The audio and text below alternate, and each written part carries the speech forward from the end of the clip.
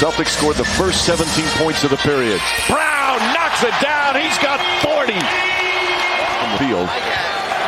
Boston up 2-0 here in these Eastern Conference Finals. Yeah, the Celtics with a big win there last night over the Pacers in the Eastern Conference Finals Game 2 as Boston picks up the victory. They pulled away in the second quarter and had a 32-24 lead there in quarter number 2 and never looked back in the 126-110 win over the Pacers. Boston again taking the 2-0 lead in the series and just 2 wins away from making it to the NBA Finals there in the Eastern Conference. Welcome in on the Sports Ticket, brought to you by Keeper Brothers Automotive in Beloit. Dusty Donis with you here today. Coming up here momentarily in the show, we're going to hear from track coaches Ryan Isbell of Beloit, Steve Tiernan of Osborne. So be listening for those interviews coming up. That'll be the early portion of the Sports Ticket here. Also coming up on the Sports Ticket, we will give you an update on the Big 12 baseball tournament as well. So be listening for that. And we also have the NBA and NHL playoffs. So you heard the NBA. I'm actually going to get the NBA out of the way here in a moment. But again, that's going on right now. And the big story that came out last night was that the NCAA and Power 5 has agreed to a deal that will let schools pay players. This is not NIL. This is actually paying players out of the pocket of the school. Where today you have to have collectives and all that stuff. And listen, it sure seems like the schools are paying them anyway, but this is where it changes. This is where the schools can literally have money in their account and give it right to the athletes and players that are on their collegiate teams. I'm going to talk about that and touch upon a little bit of what we talked about earlier this week with where the whole thing's going here in especially college football, because that's, again, what typically drives all this. But obviously there are $1 million agreements with NIL and basketball as well, and men's basketball.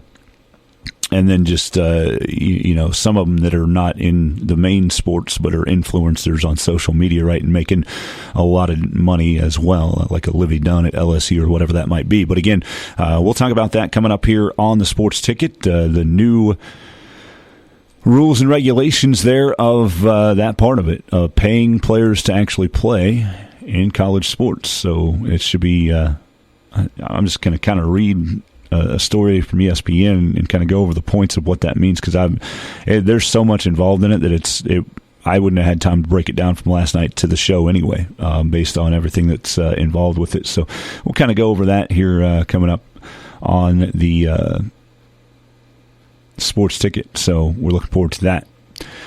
Again, NBA last night, the Celtics winning 126-110 over the Pacers. We'll get this out of the way. Jaylen Brown, as we mentioned, had 40 points. The Celtics, you heard the cut there at the beginning of the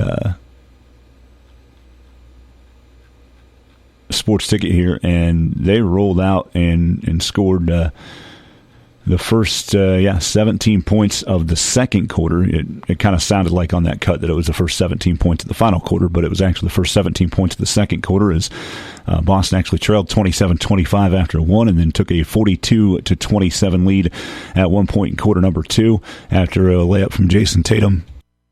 With 7:04 left in the first half, and they took that 15-point lead again. Never looked back, won by 16, 126-110. Again, Jaylen Brown with 40 points, rounding out scoring there, and notables for Boston. Derek White, who's had a good postseason, had 23. Tatum had 23, 15 points, 10 assists for Drew Holiday as well. So the Celtics coming away with that 16-point win in Game 2 of the Eastern Conference Finals. So they'll take a break here as they travel now to Indianapolis, and Game 3 of the Eastern Conference Finals will be on Saturday night at 7:30 on ABC, the Celtics and Pacers. Game 2 of the Western Conference Finals is tonight in Minnesota, on TNT at 7:30. The Mavericks picked up a pseudo come from behind when they trailed by 4 in the fourth quarter and ended up winning Game 1 over the Timberwolves. So Dallas has a 1-0 lead in that series, with Game 2 again tonight at the Target Center in Minneapolis at 7:30.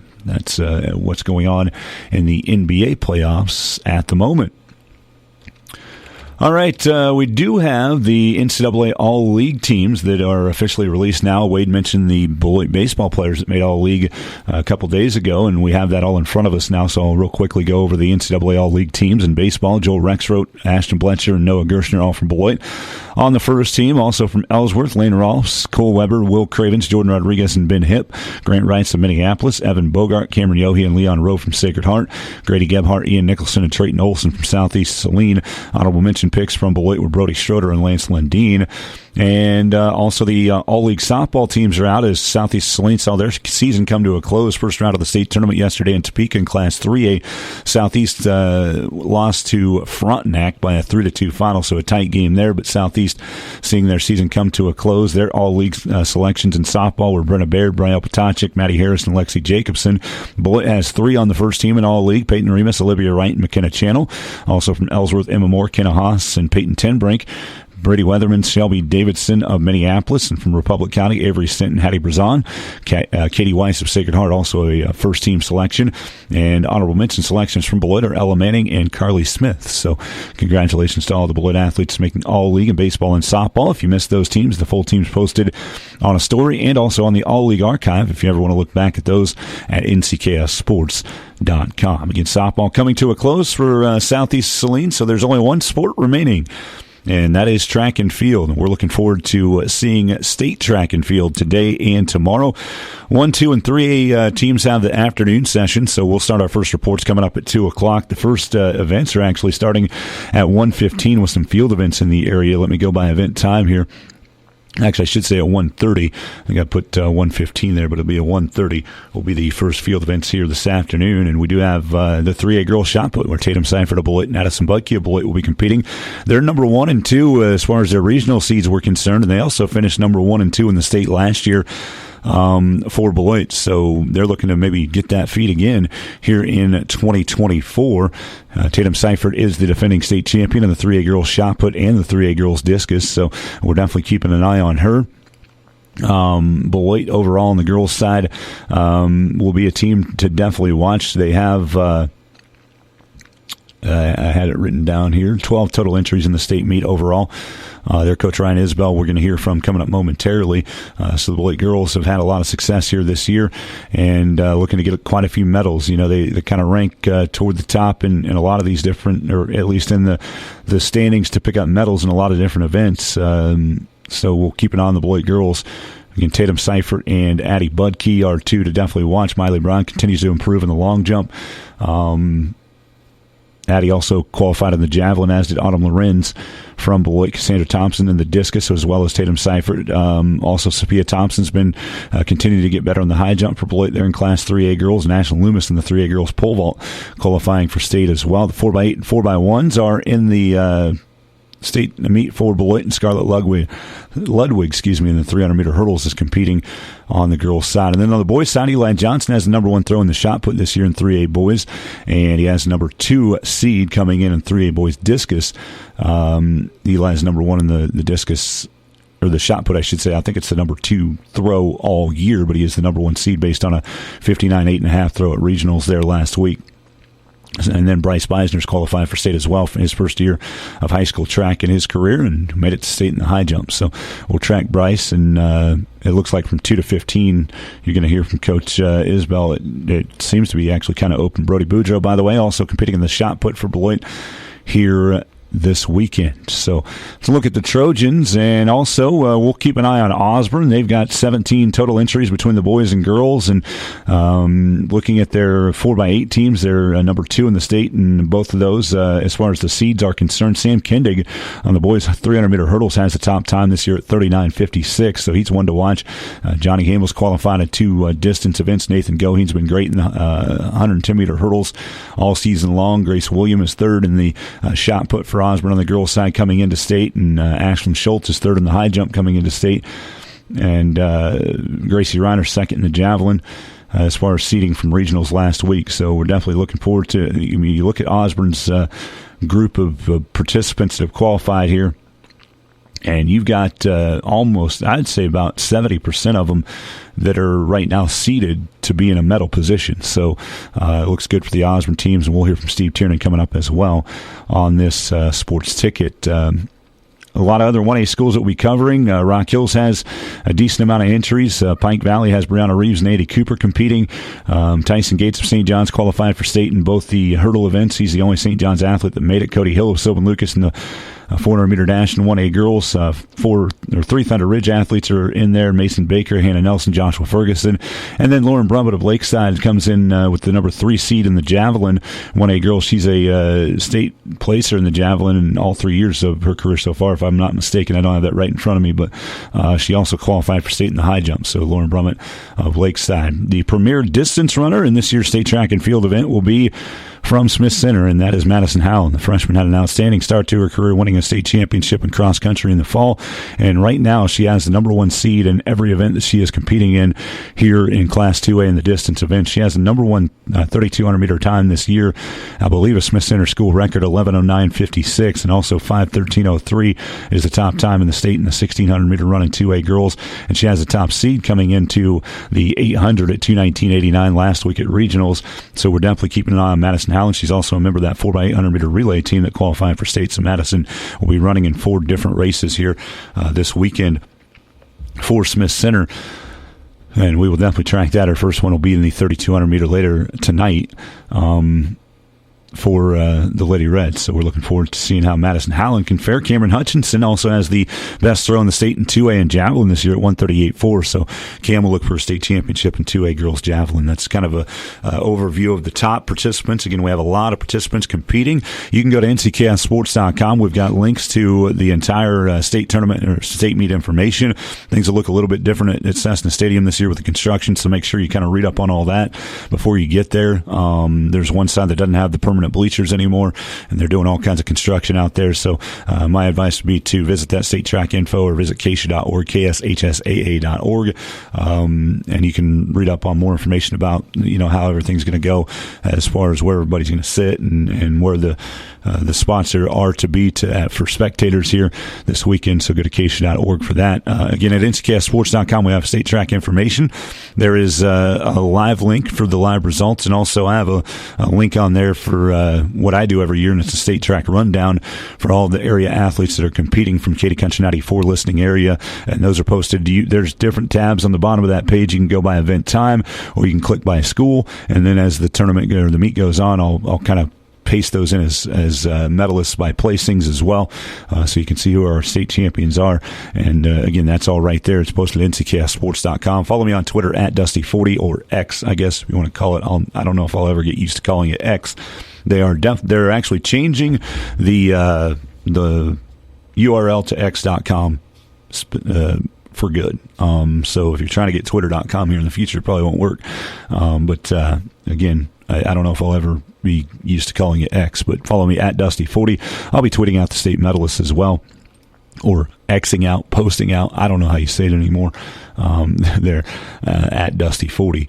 So reports start a little after 2 o'clock today on Katy Country 94. We'll give reports every half hour on how everybody's faring, tell you about state champions and who's qualified for finals coming up tomorrow, and all of that information. So be listening today, Katy Country 94 and KatyCountry94.com around just a little after 2 o'clock for our first report. And then we'll go through the evening today, and we'll have reports all day tomorrow. I would say probably starting at 9 o'clock with our first report. Field events will get underway at 8, and then prelims at 8:30. So we'll kind of get through that first event with the prelims, and then tell you a little bit about what's going on tomorrow throughout the entire day. That'll be a long day from 9 o'clock in the morning to maybe 9 o'clock at night. That's how that goes for the most part on State Track Saturdays. So again, State Track and Field coming up this weekend, and we are definitely looking forward to it. Right now, we're going to hear from 2 State Track and Field coaches of teams that are competing, Ryan Isbell from Beloit and Steve Tiernan from Osborne. We'll play them back-to-back and listen to what they have to say about State Track and Field coming up today and tomorrow. All right, welcome back on the Sports Ticket on Katy Country 94. We're joined by Ryan Isbell, coach of the Beloit Trojan track and field teams. Coach, getting set now for state. You had a very good performance from the girls there at regionals last week and got some boys into the state meet as well. Recap, if you can, just how everything went for you on Friday. I know last Thursday, I should say, you were worried about some of the girls that were coming off maybe some injuries and trying to get back health-wise, and they actually performed maybe better than you might have thought. So a great week and a great finish at regionals with another trophy and a first-place regional championship. Overall, how do you feel about the performance of all your kids at regionals? Yeah, it was, we say it year in and year out that if we can get through whatever regional we're stuck in, you're going to do pretty well going into the state meet. And that's definitely the case this year. I mean, our regional meet that we hosted was one of the tougher ones in a lot of events that we've seen on both the boys and the girls side. But really, really excited with what we ended up getting through. We went through about a 45-minute stretch in the middle of that track meet where we had 7 fifth-place finishes. So, it was kind of some gloomy faces for a while, and then they kind of kicked it back into gear and turned some things around and got qualified in some things we needed to get qualified in. And then the boys' side, like you mentioned, kind of the same thing. We ended up with 3 boys going, but it was fun. So some of those events, you had the top 2 shot putters in the state, not in 3A, but all classes that were competing for that. And then you have like Bryce Beisner in the high jump who squeaks in with a 4th place finish 4-way jump off to see who's qualifying for state. So there were a lot of really great things from that regional meet, and really, really excited with the group that we got through. Going down to state, obviously, you've got a lot of throws there. Tatum Seifert's your defending state champion in both the discus and the shot put, and she'll definitely have some competition, it looks like, down there at state. So she's been able to rise to that here in the past at times, and obviously won a couple state championships last year. But you've got some javelin throwers, discus, and then some jumpers as well. Pole vault, Ashley Loomis. I mean, I know I'm going to leave some people out here, but you also have some relays on the track. Scarlett Ludwig in the hurdles. Just overall, when you look at this girls lineup that you did qualify for state, how does it look, and how do you stack up with the rest of the teams, and what do you expect to see from them coming up here on Friday and Saturday? Yeah, you mentioned Tatum in the shot put, and that's what kicks us off. That's at 1:30 or 1:15 Friday, and it's not just Tatum. Everybody kind of forgets that Addie Budke was second last year, so it was 1-2 in the shot put, and they're both there, and that's what we would consider really one of our overall strongest events on the girls' side. And not that we're not strong in the others, but if you're going to rank them, that would probably be at the top. So we're actually pretty excited that that's the one that kicks the meet off for us, and hopefully gets us heading in the right direction, and things can snowball, and we can just kind of loosen up a little bit. That's the biggest thing probably with the state meet, is just to be relaxed and loose and do what you've done all year. And it's easy to say it, another thing to step into those rings or on the track and do it. But you mentioned Ashlyn Loomis and the pole vault, and earlier you alluded to somebody coming off injury at regionals, and she would be the one. She sprained her ankle 3 weeks ago, and she didn't even compete at our league meet, and kind of held her out up to the regional meet to qualify, and she ended up getting through in 3rd place. And she's sitting kind of middle of the pack. There's 3 girls in the pole vault that are they got marks that are top in the state, all classes, but then a whole big group of them, from 4th to 8th, 9th, 10th. So it's kind of how clean can you be that way with that. And in the high jump, on the girls' side, Sophia Thompson in the high jump will be Friday night, and she's one that she's had a lot of confidence the last few weeks. So she's kind of had that roadblock to get to 5.4, and then once she got it, she's just been super confident and has been getting through that even clean at some meets. And if you can do that, the cleaner you are in those jumps, the higher you're going to be standing on the podium at the end of the day. And I know that's definitely a goal of hers. But you mentioned javelin. So javelin, 2 girls that'll throw that, Addie Budke and Autumn Lorenz. And discus will be Tatum Seifert and Cassandra Thompson. You mentioned Tatum being the returning state champion in the discus, which, she is. But this year, that field is loaded. It's from 1st place to 5th or 6th place are all within about 5 feet of each other, 4 or 5 feet, depending on which marks you look at. If you look at regional marks, if you look at season best marks. But she's right there in the mix, and obviously she's going to be pretty driven to repeat, and we hope she can do that. And then Cassandra can step into some placing also. 4x1 and 4x4 both qualified, and then, like, as you mentioned, Scarlett Ludwig in the 300 hurdles. And Miley Brown in the long jump, so I don't want to leave her out because she's sitting there and has just gotten better and better and better every week. And we think she's kind of primed to maybe jump a few spots this week also. So we'll see kind of how that shakes out. You mentioned team projections. I think you asked me that last year, and last year I told you there's 6, 7, 8 teams within about 5 points of each other. And I'm going to repeat it this year. I mean, there's no clear cut at this point. Funny things happen at the state meet where some people really perform well, some people maybe slide a little bit. But at least going into it, there's us, Smoky Valley, Olathe Heritage Christian, Heston, Nemaha Central, Norton, and then you get a little bit of a drop. So there's 6 teams that are within 6 points of one another. And, last year we ended up 6th place, and we were 5.5 out of first. So it's just a tight bunch, and you got to go through and get the points where you can get the points and maybe jump some of those teams if you get the opportunity to. And our girls have been really focused, and I think that they're ready for that challenge. I know one of the big differences at state, too, is you're pointing out all the way through all your medalists through 8th place, so some of those points are distributed a little bit differently once you get to state. So when you look at the boys, though, on that side of things, Eli, Brody, and Bryce, how do they look and stack up? Yeah, so Eli will have the best mark in the shot put going in with his regional mark from last week with the kid from Lakin, 2.5 inches behind him. So those are kind of been the top two, the last 4 or 5 weeks of the season since about the midway point. So he's sitting pretty well there. Obviously, he's extremely motivated as well. Been pretty focused on that. Discus, he's sitting, in the top 4 or 5 there also. So if he has a good day, he can do well. Brody Boudreaux in the shot put.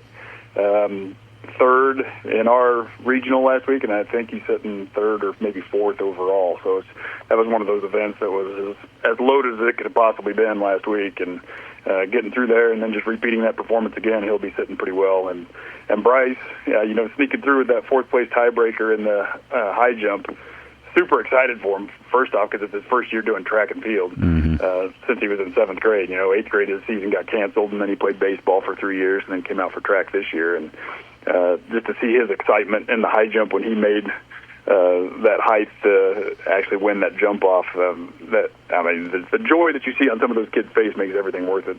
But he's sitting with his season best. It's one of those kind of funny events, too. There's one kid that's sitting at like 6'7" or 6'8", and then you're going to go from 2nd to 15th that all are like 6 foot to 5'10". It's going to be a pretty wild event, I think. So, make a height, be the first to make a height, to be clean, and see where you end up at the end of the day. It's Ryan Isbell, the head coach of the Beloit Trojan track and field teams here on Katy Country 94 on the Sports Ticket. Coach, we certainly thank you for taking some time again, and best of luck at the state track meet. Thanks, Dusty. We appreciate you and your coverage. Welcome back here on Katy Country 94 on the Sports Ticket, joined by Steve Tiernan, coach of the Osborne Bulldog track and field teams. Coach had a pretty good showing there at the 1A Regional at Washington County last Thursday and qualified quite a bit of your athletes for the state meet coming up here in Wichita this weekend. Just kind of looking at where you're at and how the regional went there. How do you feel about the way the kids performed leading up to this state meet? I thought the regional went really well. As we talked the last time we talked, that's kind of we geared everything towards, or at least the last month was geared to peak at regionals, and boy, they sure did that. They did a really good job, and we even qualified a couple that I didn't think we would, and then pretty much everybody that I thought would qualify did, and did well. So we had a lot of PRs that game, or that meet, so that was good. When you look at this girls' side of things and the boys' side, I put everything together as far as the area athletes are concerned, and it does look like you've got, not only did you qualify here for state, but you were a very tough regional. So, looking at your marks, you have a lot of kids that look like they could medal this weekend if you can, have very good performances like you did at regionals, right? Oh, there's no doubt. I think if in some of the things we've been strong in all year. I mean, we're sitting kind of up towards the top. So, I mean, like I said, they got to go perform, and I think they will. I mean, we've talked a lot about that this week during practice. I mean, it's not like we're going to get a lot better this week, but what we're going to try to do is just not get worse. And then when you get there, just make sure you control what you can control. You can't control how many people are watching. You can't control how good the other people are. You can control what you do. You know, just go out there and do what you've done all year, and let's see what happens. You have like multiple qualifiers with Johnny Hamel with the distance running, and then you've got your relays in the 4x8 boys and girls that have qualified, and then, you know, Gracie's qualified, Gracie Reiner for the discus and javelin, and she's toward the top in the javelin. So for those that kind of do those things and qualify in separate events and different events and have a lot of opportunities here to have success, how do you approach a weekend like that to make sure they're focused in every single event that they're competing in? Yeah, just kind of like we said earlier. I mean, control what you can control, and that is, you know, basically be prepared, be warmed up. You can't control the weather. Just get out there and get ready to roll. So hopefully that we do those things and run your race. I mean, a lot of our people that are going to be competing are in distance things, so you can't run out and say, I'm going to run with the leader the whole time. If the leader's just that much better, run your race, and you'll end up where you end up, and hopefully it's a good spot. But like I said, on paper, right now I think it looks pretty good, and I think we might, in some of those distance races anyway, I think we might surprise some people. Steve Tiernan, the coach of the Osborne track and field team. Coach, we certainly thank you for taking some time. I know you'll be busy this weekend with a lot of area athletes that have a chance here for the Lady Dogs and your Bulldog boys. Best of luck this weekend, and hopefully you bring a lot of hardware home. All righty, thank you.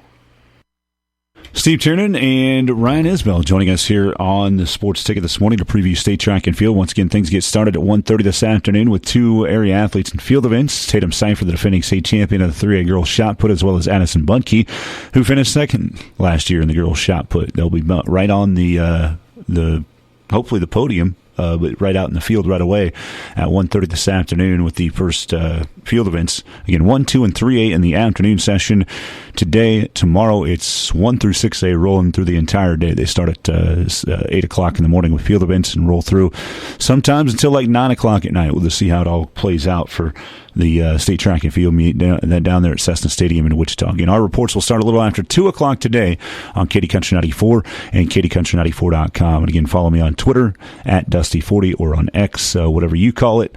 And you can find out more, and I'll be posting state medalists there for the area athletes as well. Appreciate everybody that sent me some pictures so I can have some graphics put together. I did that ahead of time this year because I was in a scramble last year trying to find some pictures that make everything look cool. I kind of decided to put actual pictures of the athletes on those graphics kind of right at the beginning of my coverage, so because I had some that I had taken myself, and so I appreciate those that have sent those out. I'm going to do my best to make sure I credit the right people on those graphics. My sincere, heartfelt apologies if at one point I'm in a hurry and I post a graphic and forget to put photo credit on there, but Stephen Benny, Becky Rathbun, Sharon Softfield, all the time there at the Beloit Call. We thank them. Those are just some of the names that are off the top of my head. Cindy Fulhag, I'll probably use some of her pictures that she posts on the Beloit Booster Club page as well. Thanks to all those people that have sent me pictures and granted me permission to use those pictures on some of my graphics here. Also, Shannon Meyer up there at Mankato as well. So big thanks to them, and that's my public shout out, just in case I would forget to put the tag with the photo credit on there on one of my social media posts. Hopefully we have a lot of state qualifiers or state placers, and medalists that I can use those pictures in those graphics here today. State track and field, again, our first report a little after 2 o'clock here this morning. I'm scrolling through Twitter while those interviews were playing because I didn't need to listen to the interviews. I did the interviews, so I know what they said, right? So I'm kind of doing other things while that was going on, and I scrolled past Wichita State Track and Field. I actually saw it on Facebook first, but it said, if you don't understand this, tweet. So then I went to X and Twitter and looked it up. And so Wichita State Track and Field posts an hour ago and says, if you have allergies, you may want to stay inside because pollen will be in the air today. And it's spelled P-A-L-E-N, as in for Brady Pollen, right? And then there's a asterisk on the bottom of it. Says, if you don't get this tweet, you're not saying his last name right. Very, very clever, because I don't know how many times I've watched either the AAC championships or the regionals, the preliminaries in the NCAA West preliminaries, or the nationals and things like that they say Palin. I mean, that's what everybody does, right? They say Palin, and we just roll with it. I remember he got interviewed and they were calling him Palin, and Brady's too nice to be like, it's Palin, man. So very, very clever from which he's been there long enough. He's a senior. This is his last go round, and so if you have allergies, you may want to stay inside, because pollen will be in the air today. Things start today at 11:30. I believe is what his mom had on Facebook. So 11:30 start time, I believe, for Brady at the West preliminaries. Let me get back here, and they're taking place in Fayetteville, Arkansas, on the campus, their John McDonald Field at the University of Arkansas. So best of luck to Brady Pollen and his quest to make it to nationals in the men's high jump for Wichita State. He's had an outstanding spring with indoor and outdoor track and field.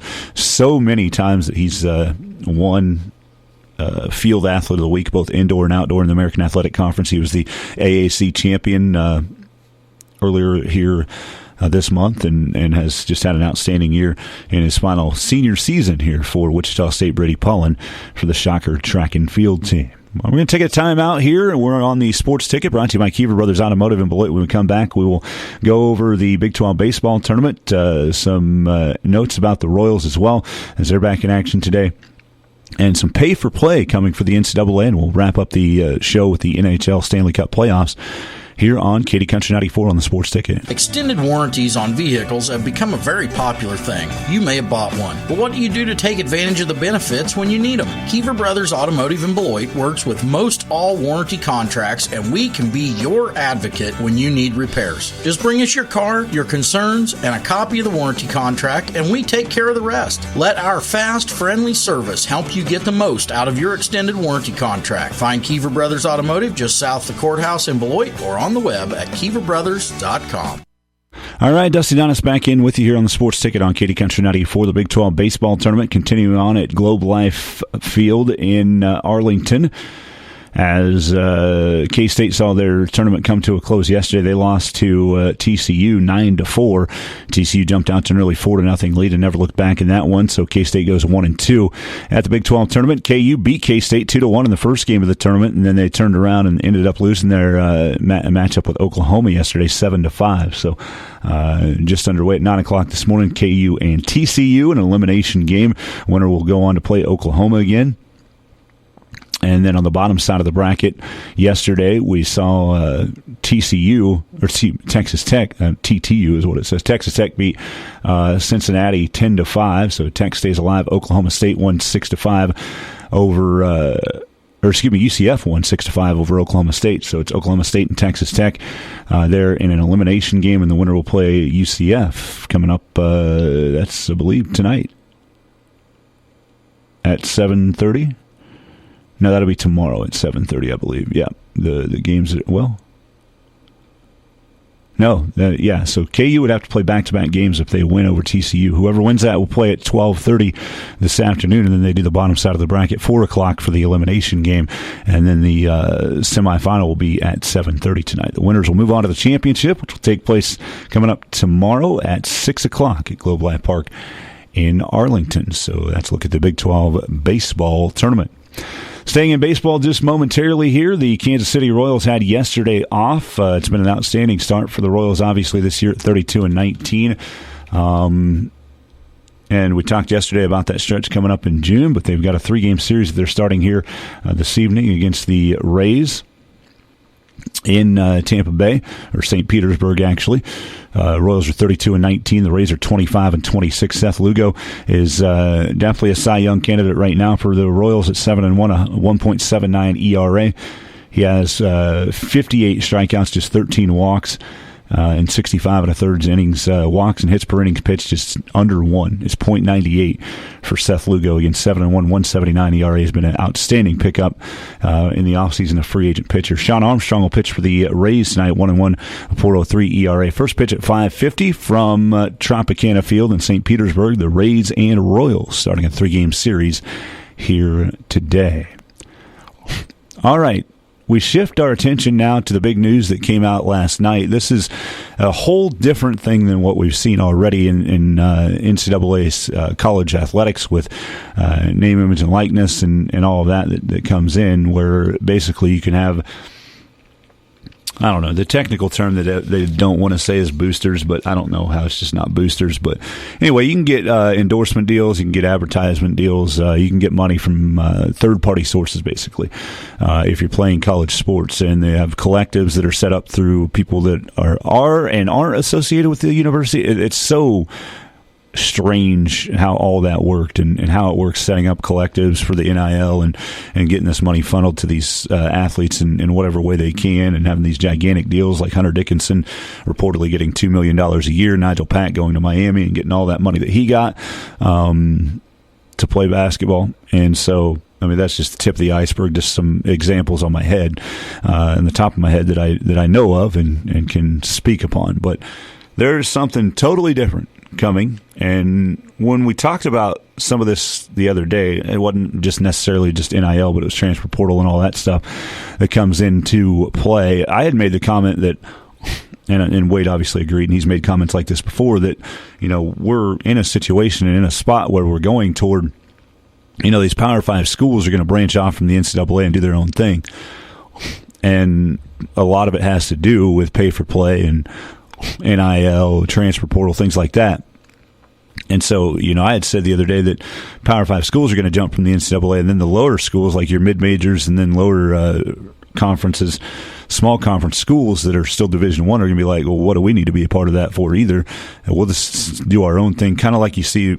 I'm going to use an example of what you see in football, right, in Division I, where it's 1A is what it used to be called, and then 1AA. Now it's called FBS Football Bowl Subdivision and FCS Football Championship Subdivision, but just with more teams playing in the bottom part, which would be the Football Championship Subdivision there. And I could see that happening before it came out last night. Well, I could actually still see that happening even with what came out last night. But for the lower conferences, right, to be like, okay, well, y'all are breaking away and we're not getting a seat at your table. We're just going to do our own championship, our own thing here.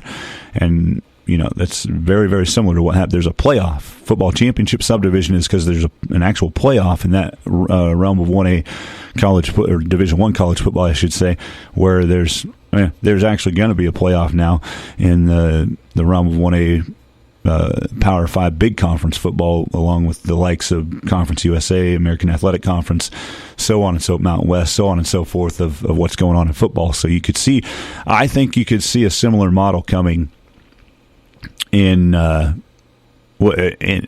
adapted and different model in college football, but a similar model coming in college basketball if they can't get everybody on the same page. I think in the end you won't lose the NCAA tournament as it's set up in basketball. I think that would stay kind of the way it is and have just because there's so much money that's involved in that, and it's such a unique event that I think they could keep it. But football would be where you could just see straight up Power 5s going for a national championship, and then the rest of the pack just fighting amongst themselves in a different championship altogether, right? And I could see that happening. So I had said the other day that you could see all these schools just break away from the NCAA.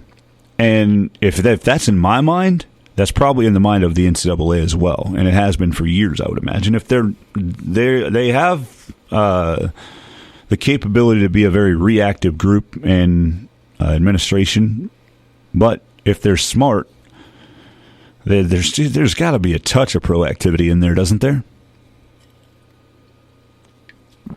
Right? I don't know if there is, but you would think there's some proactive movement in the NCAA.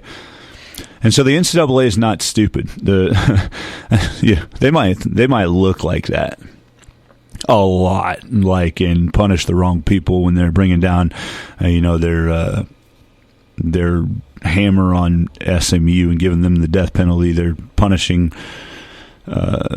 like Oral Roberts instead of North Carolina because they did the same thing, but North Carolina gets away from it. Just things like that, right? We've seen that in the past. Those are just examples, by the way. I'm not saying they punished Oral Roberts. I'm just saying the lower division school typically is going to get more punishment than a blue blood type school in college basketball or your Alabamas and SEC schools in college football, things like that. So, yeah, the NCAA sometimes does look stupid in the way that they hand down their punishments and things like that. But I don't think the NCAA is stupid in the fact that they realize that if they want to continue to make money, they have to stay tied to the Power Five and all these schools that are involved in those conferences. Power Five is not even a real thing anymore. I don't know why we're still talking about Power Five, but technically until June 30th, July 1st, when the thing turns over, I guess technically it's still Power Five, but Pac-12 has nothing to do with Power Five anymore after June 30th. Once July 1st hits and we change over the calendar year as far as schools are concerned and universities and collegiate athletics, the Pac-12 will cease to exist the way it is right now. So it's fun that they get a vote on this right now, but they will not in the future, I wouldn't imagine. I mean, all that's left is Oregon State and Washington State, so everybody else is gone. So anyway, the NCAA is not dumb. They want to keep on this cash cow. They don't want to lose that, and they don't want to have Power 5 mad at them and leaving their institution or their association or whatever that might be. So the NCAA has conceded a little bit, and finally, and this is unprecedented, this has not happened in the 100-plus year history of college sports, the NCAA and its Power 5 conferences have agreed to allow schools to directly pay players for the first time in history. NCAA and its leagues are moving forward with a multi-billion-dollar agreement to settle 3 pending federal antitrust cases. The NCAA will pay more than $2.7 billion in damages over 10 years to past and current athletes. Sources told ESPN. I'm reading this story from ESPN. Like I said in the preview, there's so much involved with this that I have not had time to decipher every single part of it. But again, the NCAA will pay $2.7 billion damages over the past 10 years to past and current athletes. And sources did say the parties have also agreed to a revenue-sharing plan allowing each school in the Power 5 to share up to roughly $20 million per year with its athletes. NCAA President Charlie Baker and the 5 Power Conference commissioners said in a joint statement Thursday evening, quote, the 5 autonomy conferences and the NCAA agreeing to settlement terms is an important step in the continuing reform of college sports that will provide benefits to student athletes and provide clarity in college athletics across all divisions for years to come. This settlement is also a roadmap for college sports leaders in Congress to ensure this uniquely American institution can continue to provide unmatched opportunity for millions of students. All of Division I made today's progress possible, and we all have work to do to implement the terms of the agreement as the legal process continues. We look forward to working with our various student-athlete leadership groups to write the next chapter of college sports, unquote. All Division I athletes dating back to 2016 are eligible to receive a share as part of the settlement class. In exchange, athletes cannot sue the NCAA anymore for other potential antitrust violations and must drop their complaints in 3 open cases, which is House versus NCAA, Hubbard versus NCAA, and Carter versus NCAA. The settlement terms must be approved by Judge Claudia Wilkin, who is presiding over all 3 cases.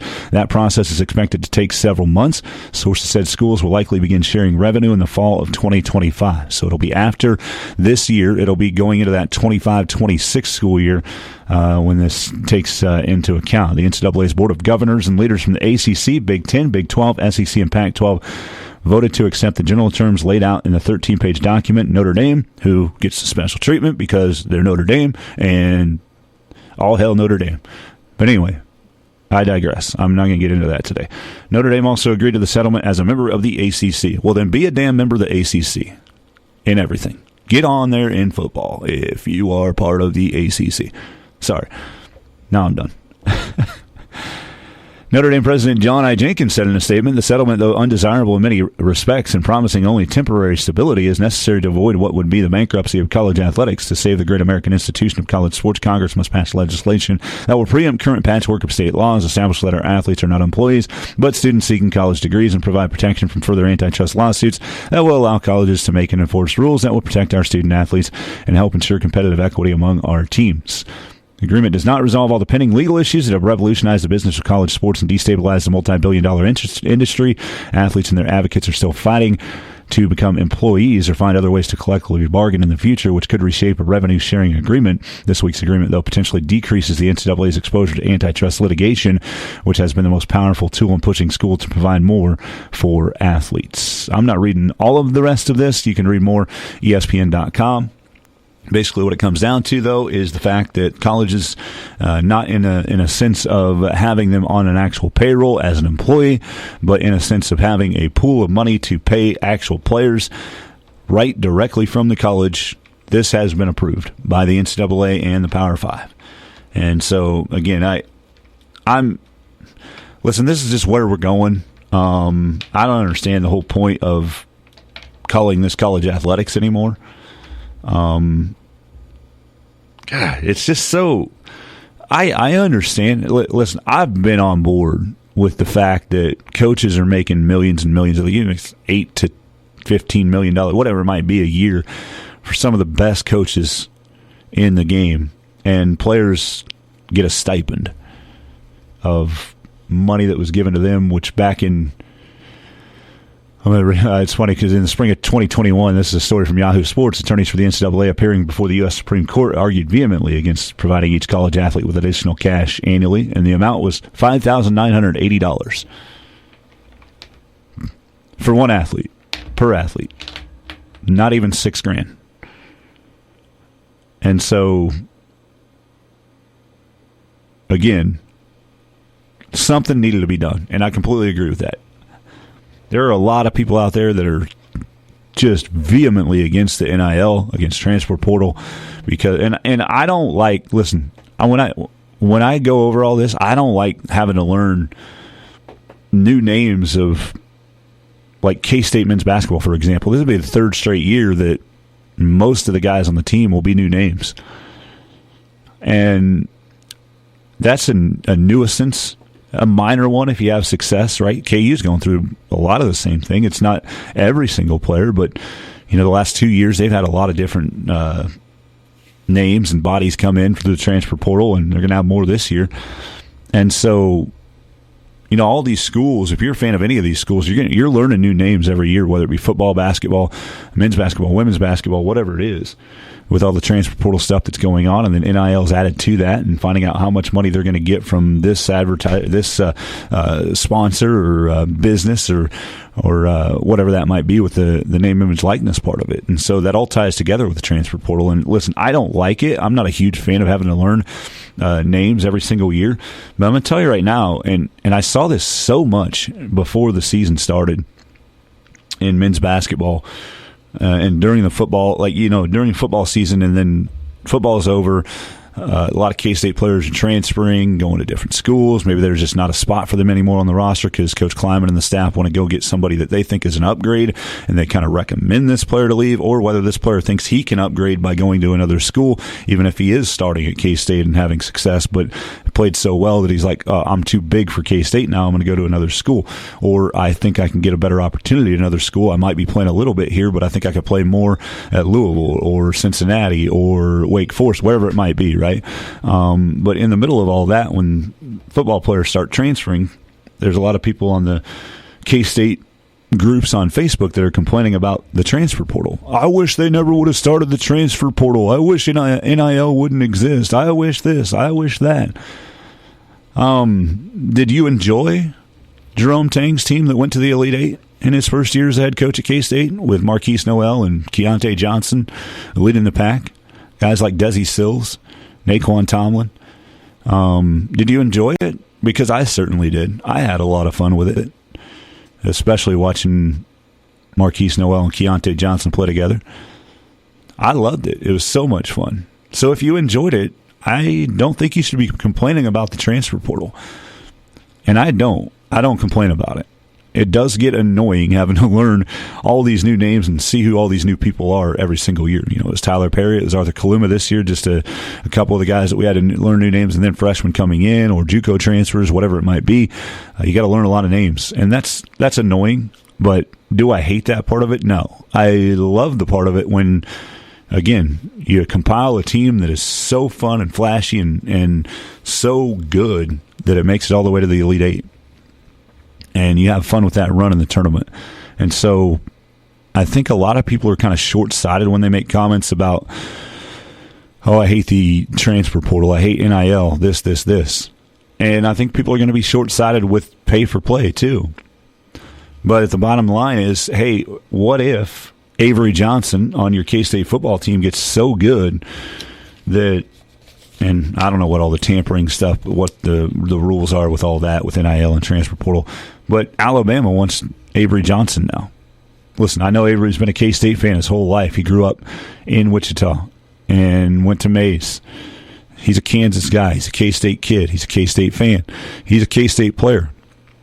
But I'm going to tell you right now, if you have a pool of money that you can give to Avery Johnson to keep him at Kansas State, you're going to enjoy that as a K-State fan.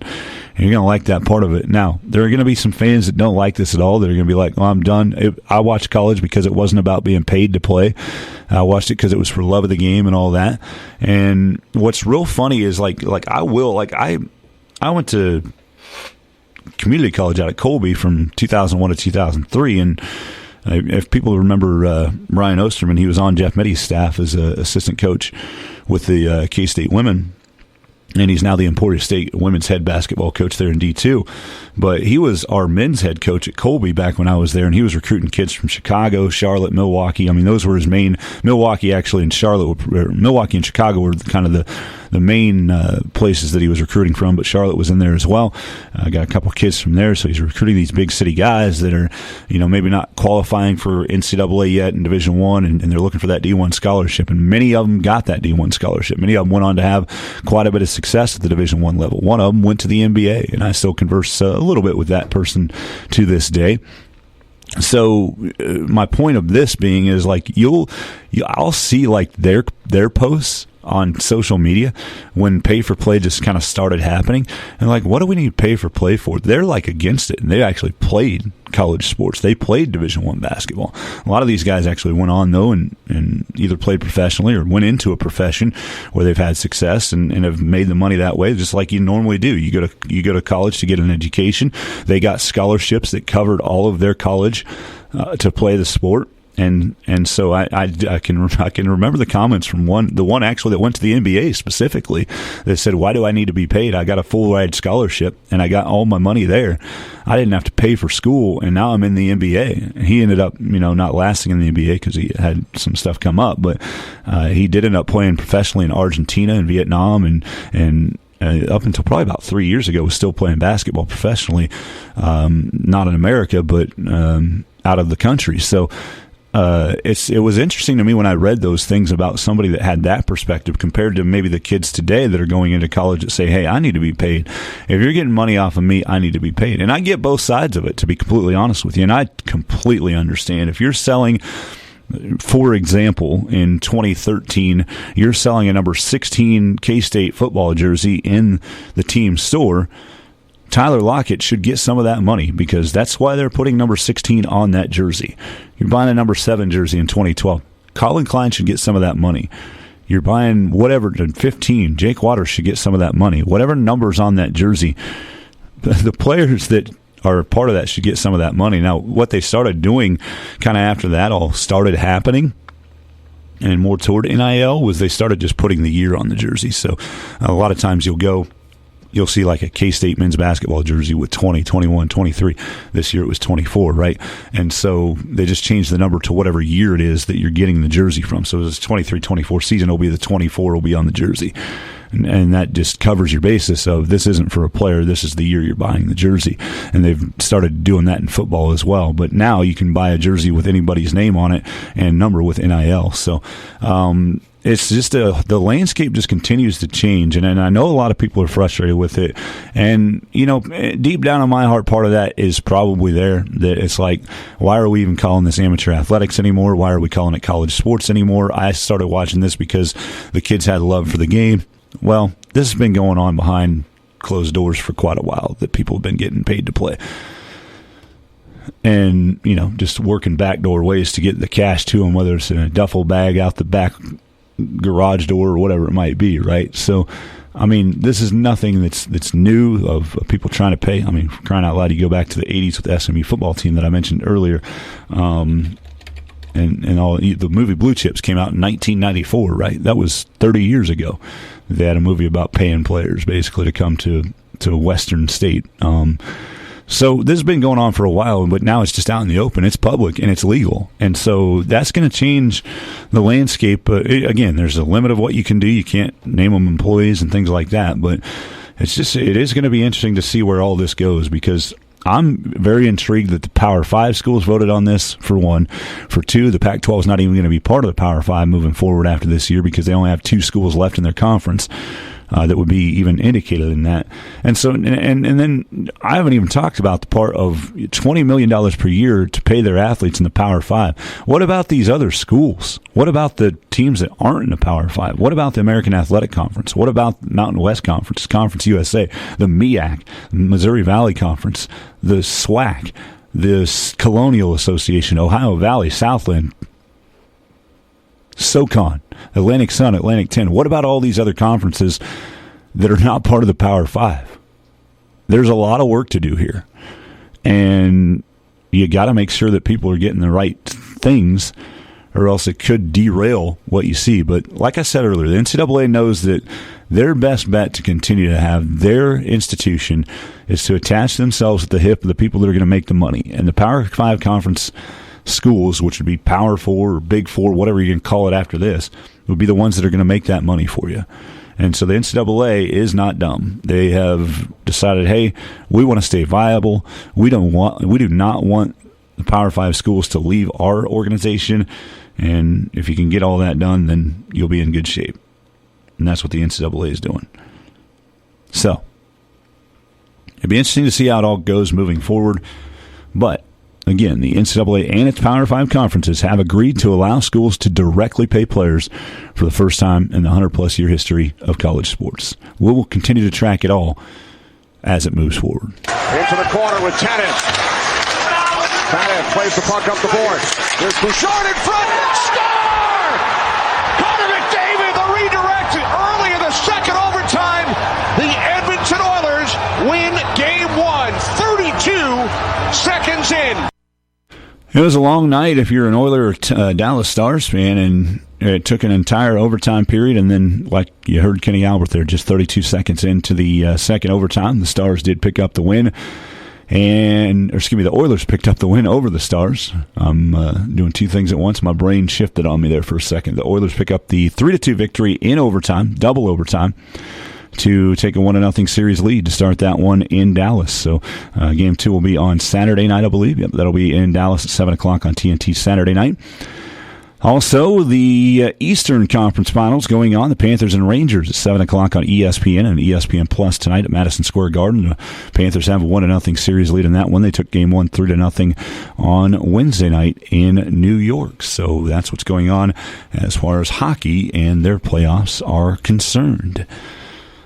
All right, that about wraps it up here on Katy Country 94. Again, reminding everybody that we do have state track and field updates coming this afternoon for you, and we'll have our first one a little after 2 o'clock throughout the afternoon and evening on Katy Country 94 and KatyCountry94.com. NCCastSports.com if you want to see the schedules, all the state information for state track and field, live results posted, and a look at the state track and field rundown for all of our area athletes. You can look at by event time, by school, and later on as we go by placing as well. There's tabs at the bottom of that. Check that out.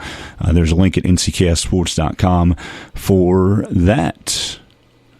Follow me on Twitter at Dusty40 or X at Dusty40, as I'll be putting out the state medalists as well. We're looking forward to state track and field today. Otherwise, we hope you have a great Memorial Day weekend. Again, don't forget why we are honoring and remembering on Memorial Day weekend. It's not just a barbecue to celebrate. I know that it's something that's been instilled in me for all my life, but remember why we're doing it. Memorial Day is to honor those fallen veterans that have given the ultimate sacrifice to protect our freedoms here in the United States. So